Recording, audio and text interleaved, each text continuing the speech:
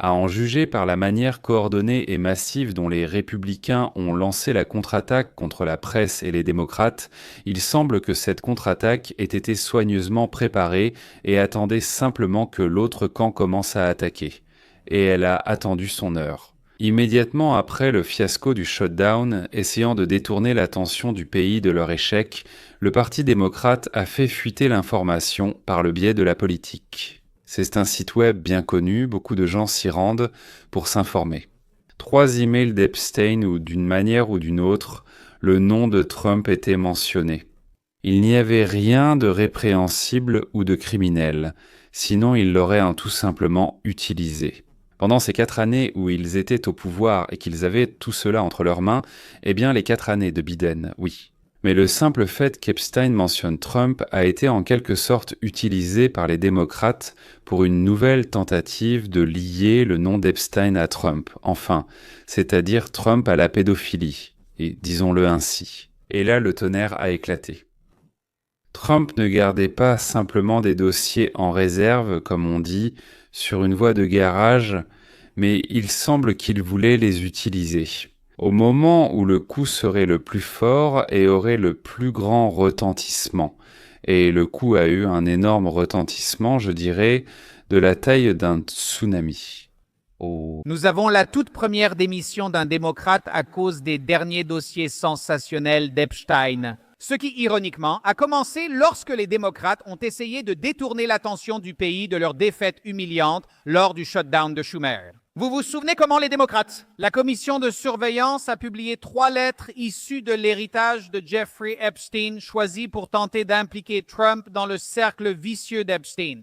Bien sûr, les courriels n'ont révélé aucune nouvelle information. Ils n'indiquaient même pas vaguement une implication de Trump dans une quelconque activité sordide. Mais cela a donné à Trump et aux républicains l'occasion de lancer des représailles nucléaires à grande échelle. Le comité de surveillance de la Chambre des représentants a publié des dizaines de milliers de courriels et de messages d'Epstein comme de véritables bombes larguées sur le Parti démocrate. Et ces courriels et messages ont révélé que les démocrates et surtout l'entourage proche de Barack Obama avaient des contacts directs et réguliers avec Epstein et maintenant ces liens ont officiellement mis l'un d'entre eux hors jeu.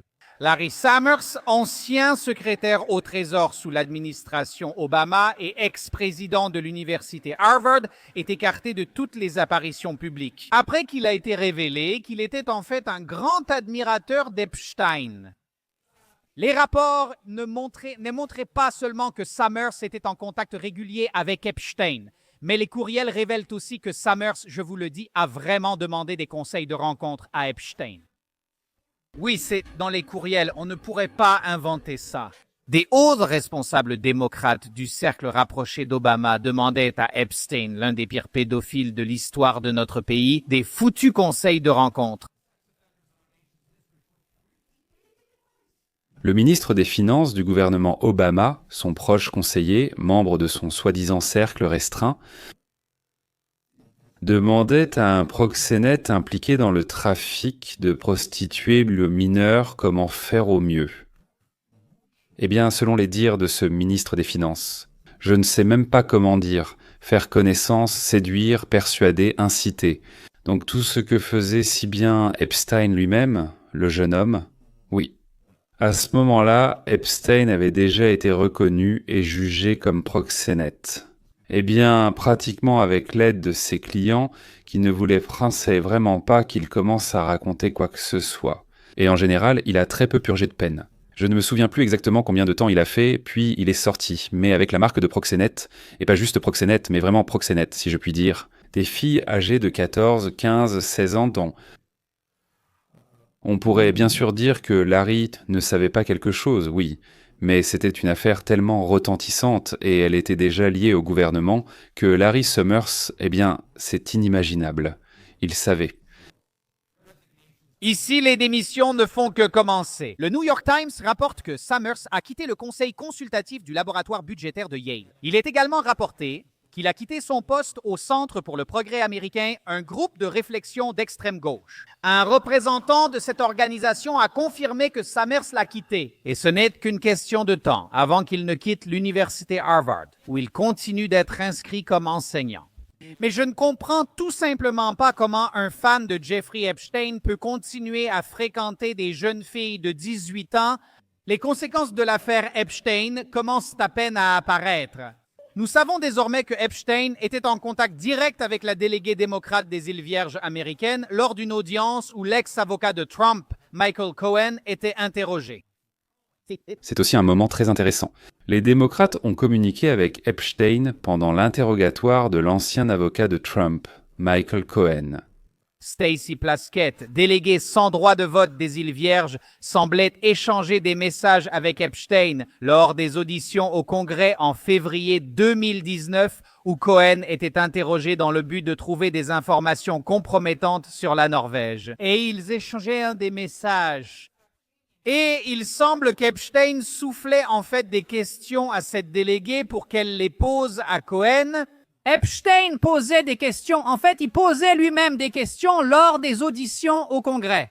Imaginez un peu, ce type était tellement intégré au sein du Parti démocrate qu'il leur soufflait des questions à poser aux témoins contre Trump en temps réel pendant les auditions officielles au Congrès. Mais en réalité, c'est encore pire. Eh bien, Impossible d'inventer ça. À quel point Epstein était-il proche des démocrates au point qu'ils l'ont aidé et qu'il les aidait dans leur lutte contre Trump? Ça ne correspond pas vraiment à l'image d'un ami proche de Trump. nous apprenons maintenant que ce délégué du Parti démocrate des îles Vierges a accepté 30 000 $ d'Epstein pour le comité de campagne électorale du Parti démocrate après qu'il ait déjà été condamné pour des crimes sexuels. Elle a également reçu des dons maximum pour sa campagne directement de la part d'Epstein en 2016 et 2018, mais ce n'est encore qu'une partie de l'iceberg. Nous allons maintenant découvrir certaines des frasques de ces grands donateurs démocrates. Et nous allons apprendre ce que font les juges démocrates en coulisses pour empêcher la publication des audiences du grand jury liées à Epstein. Quoi? Steve dit que les 3 juges qui ont interdit la publication de certains éléments des interrogatoires et autres font cela de manière incorrecte. C'est vrai. Le cofondateur Langdon est milliardaire et grand donateur du Parti démocrate. Reid Hoffman s'est rendu sur l'île privée caribéenne de Jeffrey Epstein en 2014. Et, selon les informations, il prévoyait de passer la nuit dans la maison de ville à Manhattan. Epstein, en décembre de la même année où il avait été invité à un petit déjeuner avec Bill Gates lui-même. N'est-ce pas intéressant de voir comment Gates s'est récemment rapproché de Trump? Le plus important, c'est que Hoffman a personnellement invité Epstein à un dîner dans la Silicon Valley en 2015 avec plusieurs de ces milliardaires de la tech. Rappelez-vous, cela a eu lieu 7 ans après la condamnation d'Epstein en 2008.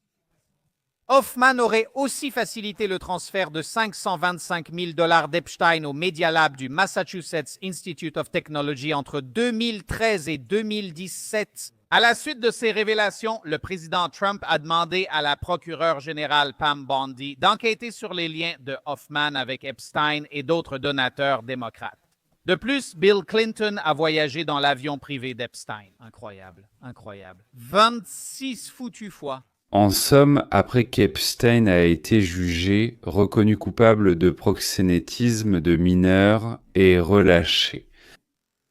Les puissants de ce monde venaient en prendre le petit déjeuner chez lui, prenaient un avion et passaient combien des nuits sur son île, le présentant à leurs amis. J'espère qu'il ne le présentera pas à leur fille parce qu'elle est cadette, ils lui donnaient de l'argent et prenaient des conseils auprès de lui. Comment mordre Trump là où ça fait le plus mal? Avant les flight logs et les journaux de bord, Clinton niait toujours avoir visité l'île d'Epstein. C'est vrai, j'ai fumé sans inhaler. Les témoignages et emails soulèvent de sérieuses questions. Une victime d'Epstein a affirmé avoir vu Clinton sur l'île avec 2 jeunes femmes. Cependant, pour être juste, je dois noter que Ghislaine Maxwell l'a nié dans un récent témoignage. Encore une fois, nous verrons quand de nouvelles preuves apparaîtront. Mais, plus importante encore, voici ce que les démocrates ne veulent pas que vous sachiez. Ce qui se passe réellement en coulisses, derrière tout leur tapage autour de la publication des dossiers Epstein, 3 juges fédéraux, nommés par les démocrates, ont bloqué les précédentes tentatives de publication des documents du grand jury Epstein en 2025. Comprenez bien cela. Les témoignages du grand jury sont bloqués à la vue du public par 3 juges démocrates. L'un a été nommé par Obama et les deux autres par Clinton, oui, par ce foutu Bill Clinton. Ce sont ces juges qui bloquent la publication de ces documents. C'est pourquoi les démocrates parlent durement. Ils font beaucoup de bruit autour de la publication des dossiers d'Epstein, tout en sachant parfaitement en coulisses que ces juges empêchent cette publication d'avoir lieu. Encore une fois, les démocrates exigent de la transparence et la divulgation du dossier d'Epstein.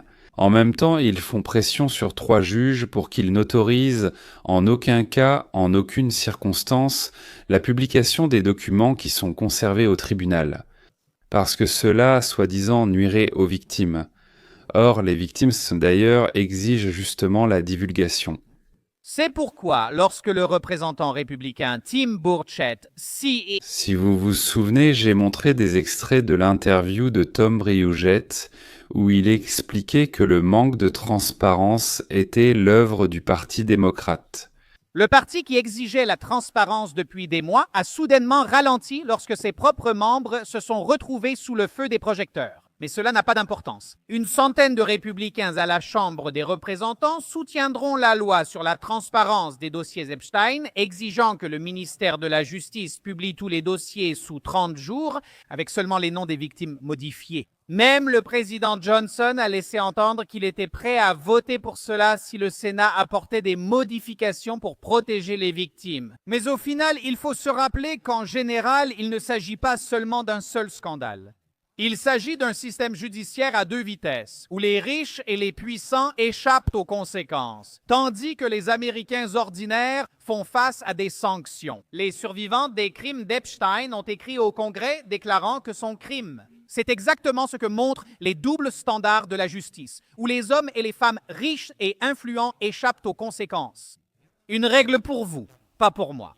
Et c'est précisément de cela qu'il s'agit au final dans le vote d'aujourd'hui. Le vote est prévu aujourd'hui. Si la Chambre des représentants adopte la mesure, elle devra être validée par le Sénat et signée par Donald Trump, qui s'y est engagé. Et cela pourrait être un moment de transparence que l'Amérique n'a pas seulement attendu, mais, pour être franc, exigé depuis la mort assez suspecte d'Epstein en 2019. Et je pense, comme l'affirment d'autres, par exemple Michael Knowles, que ce sera le moment où nous verrons, disons, la coalition quelque peu ébranlée de Trump retrouver son énergie et se réunir à nouveau. Parce qu'au bout du compte, ce qui unit cette coalition, c'est le populisme.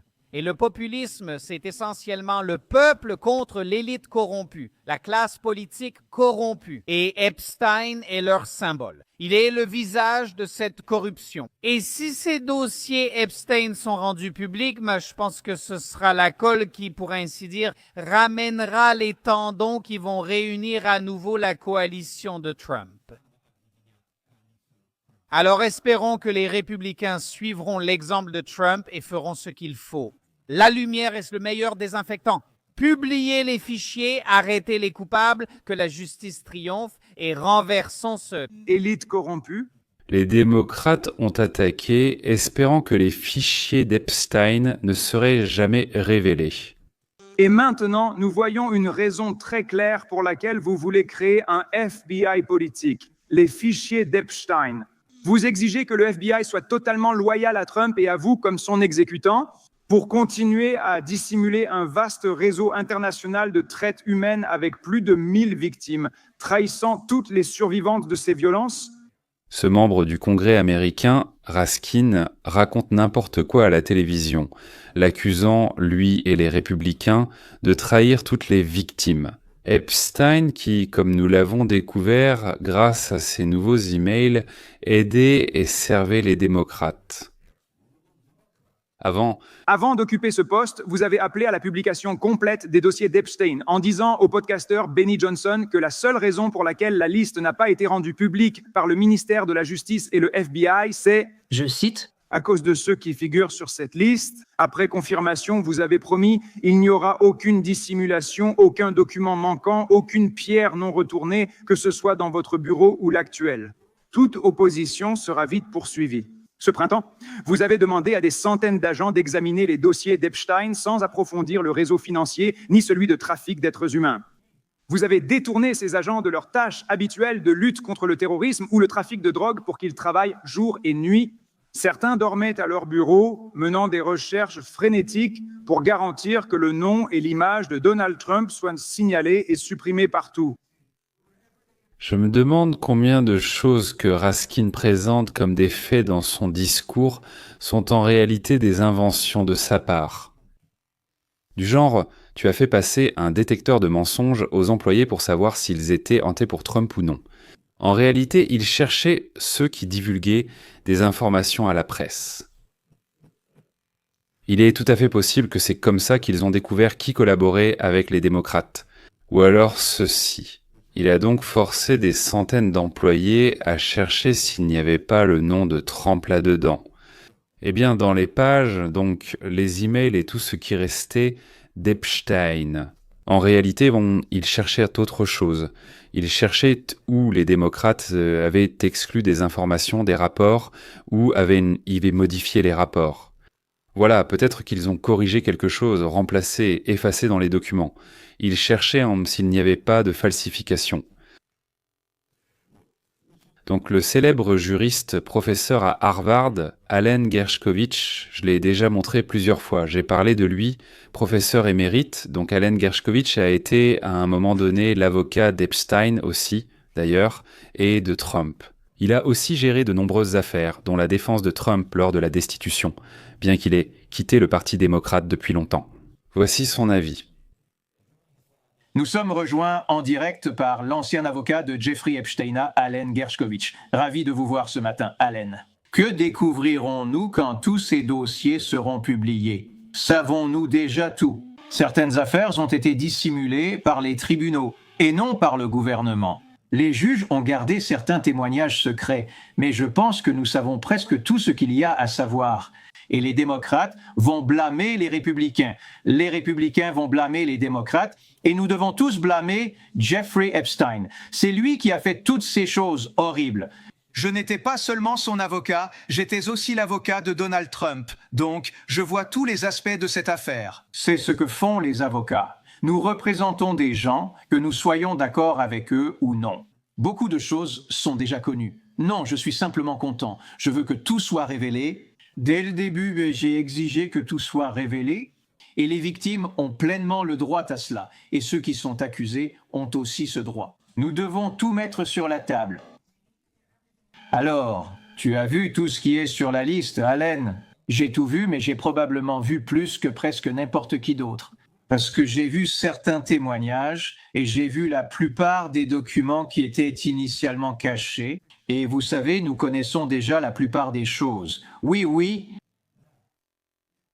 Eh bien, je penserais que si les démocrates avaient quelque chose contre Trump, ils l'auraient déjà rendu public. Cela aurait dû se faire sous Joe Biden. Mais voilà où nous en sommes. Donc, selon vos informations, Donald Trump est innocent. Ou bien y aura-t-il un dossier accablant? Non, je pense qu'il est innocent. Quand j'étais l'avocat de Jeffrey Epstein, j'ai tenté de négocier un accord pour lui. J'ai donc demandé à Epstein s'il avait des informations sur d'autres personnes à transmettre au gouvernement pour obtenir un meilleur accord. Et j'ai parcouru la liste des noms, y compris Donald Trump. C'était il y a longtemps, vous savez, dans les années 2000. Je ne me souviens plus exactement, mais au tout début, en 2006, 2007, 2008, il a répondu qu'il n'y avait rien sur Donald Trump. Il m'a donné le nom d'une personne sur laquelle il y avait du matériel compromettant. Mais ce n'était pas Donald Trump et ce n'était pas quelqu'un du gouvernement actuel. Ou peut-être que c'était un ancien homme politique. Merci. Non, un entrepreneur, mais je ne peux pas être plus précis. Oui. C'est ça. Pourquoi tant de réticence à simplement le publier? S'il n'y a rien là-dedans, pourquoi ne pas le publier alors? Et je veux dire, c'est l'argument principal de certains, y compris Marjorie Taylor Greene. Oui. Il me semble qu'ils comprennent mal le fait qu'aujourd'hui, les médias te considèrent comme coupable si ton nom figure même sur la liste. Que tu sois dans l'avion, sur l'île ou occupé à autre chose d'innocent. Je pense que les gens craignent que, même sans faute de leur part, les médias puissent les salir à cause de tout lien avec Epstein. Et, évidemment, il y a des gens qui ont eu des liens avec Epstein pendant des années. Certains n'ont rien fait de mal et d'autres, oui. Et donc, je comprends la réticence. Mais au final, vous savez, nous vivons dans une société où finalement tout finit par se savoir. De toute façon, tout finira par se savoir, autant être du bon côté. Depuis le début, j'ai dit « oui, mettons tout sur la table pour connaître la vérité. La clé, c'est d'approfondir pour trouver la vérité. » À l'époque, Dershkovitch a demandé à Epstein s'il avait des informations compromettantes sur Trump. Donc c'était bien avant que Trump ne se lance en politique. Et Epstein a répondu non. À part l'ancien ministre des Finances, Larry Summers, qui a déclaré qu'il avait profondément honte de son lien avec Epstein, il n'a rien écrit à propos des filles. D'ailleurs, avait-il un rapport ? En fait, il le consultait simplement. Mon Dieu, il le consultait. Le scandale a touché l'ancienne conseillère juridique de la Maison-Blanche, Catherine Rieu-Miller. Je crois que c'est Rieu-Miller ou quelque chose comme ça, elle s'appelle Rieu-Miller, la journaliste et biographe anti-Trump Michael Wolff. J'ai aussi parlé de lui et je l'ai montré. Ah, Beloclin, oui, bien sûr. Nous connaissons ce Lord Peter Mandelson, donc l'ancien ambassadeur de Grande-Bretagne aux États-Unis, et le premier ministre d'Israël, donc Ehud Barak. Nous ne savons pas dans quelle mesure, ni quoi exactement, mais nous savons qu'il était en contact avec notre proxénète respecté, ou plutôt non respecté. Socialiste mais aussi Chomsky.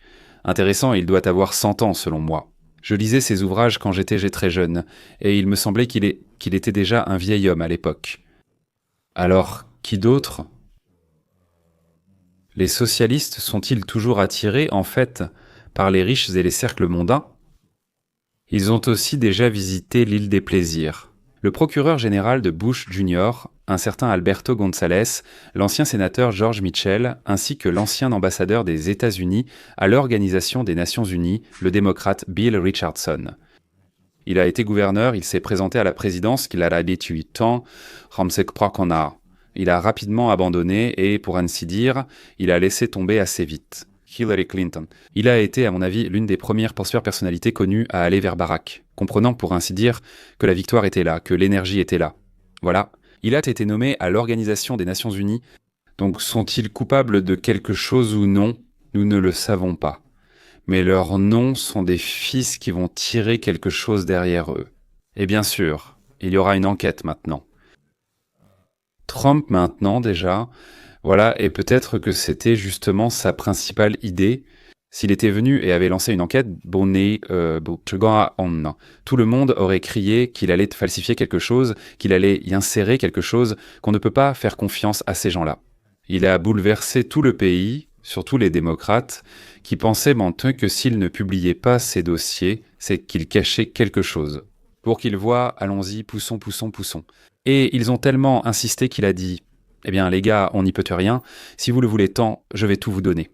Il y a une possibilité que tout cela ait été, disons, un jeu assez bien pensé avec Donald Trump en général, avec sa capacité à construire, disons, des chaînes d'action comme ça. Les échecs, je dirais oui. Peut-être qu'il ne joue pas aux échecs, mais dans l'esprit, c'est un joueur d'échecs, je dirais même 10 fois champion du monde. Donc, une chose est claire... Il a pris le Lolita Express 26 fois. Ça, on le sait avec certitude, parce qu'il y a des registres, des avions, des registres. Ce sont des listes de qui a voyagé, disons, les contrôleurs aériens, ou je ne sais pas, il y a des procédures où ils notent tous les passagers. On ignore combien de fois il est allé sur l'île, et il fréquentait aussi d'autres maisons closes d'Epstein. Les démocrates affirment qu'il n'y est donc jamais allé, ou une seule fois, alors que Trump affirme 28 visites. En gros, la vérité se trouve probablement quelque part au milieu. Le fait que Clinton ait eu recours à des prostituées mineures est confirmé en fait par les filles elles-mêmes, et pas une seule, mais plusieurs. Elles ont dit que oui, elles ont confirmé, oui, avec ça, oui, il aime ça. À mon avis, plus elles sont jeunes, mieux c'est. En général, comme les démocrates se sont révélés beaucoup plus impliqués que les républicains dans toute cette histoire, il semble pour l'instant que la publication du dossier profite surtout aux gens de Trump. Le dossier sera utilisé comme un dossier. Je veux dire l'ensemble de tout ce qui existe en lien avec Epstein. Donc, bien sûr, le dossier sera utilisé pendant la campagne électorale, dans la rhétorique, et chaque camp essaiera de l'utiliser à son avantage. Je souligne la volonté de transparence des républicains, alors que les démocrates prétendent de l'avoir recherché.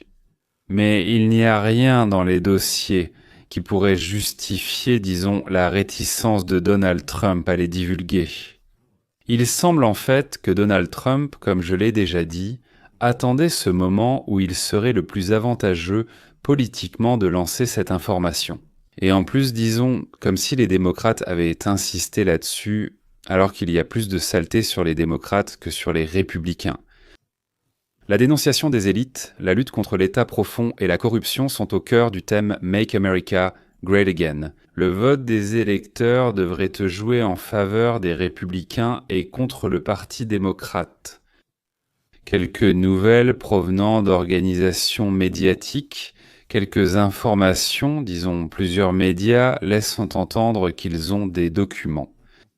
Ensuite, pour les scandales, pour les grands scandales. Il est rapporté que dans un certain nombre d'entreprises, de médias et de cercles politiques, une recherche fébrile de contre-mesures est en cours, y compris le licenciement de ceux qui ne sont pas encore sous le regard du public. Mais il est déjà connu que certains sont mentionnés dans des documents qui n'ont pas encore été publiés. Voilà. Les démocrates au Congrès ont publié 3 emails. Les républicains ont répondu à cela. Il y a 100 000 pages de ces emails. Il y en a aussi, pour ainsi dire, à Ellsbourg. Ainsi au KGB, au FBI, au ministère de la Justice, il y a encore suffisamment de documents. Eh bien, il est clair que quelqu'un les a vus, il est clair que quelqu'un a enquêté, il est clair que quelqu'un a payé de l'argent. Qu'est-ce que vous leur avez dit aussi? Je pense que les personnes qui les ont regardés et qui peuvent en parler ont bien gagné leur vie. Voilà, maintenant la boule de neige a commencé à dévaler la pente et il ne reste plus qu'à s'adosser au dossier du fauteuil et préparer une tonne de pop-corn. Pour l'instant, cliquez sur la cloche et nous allons nous dire au revoir, à bientôt.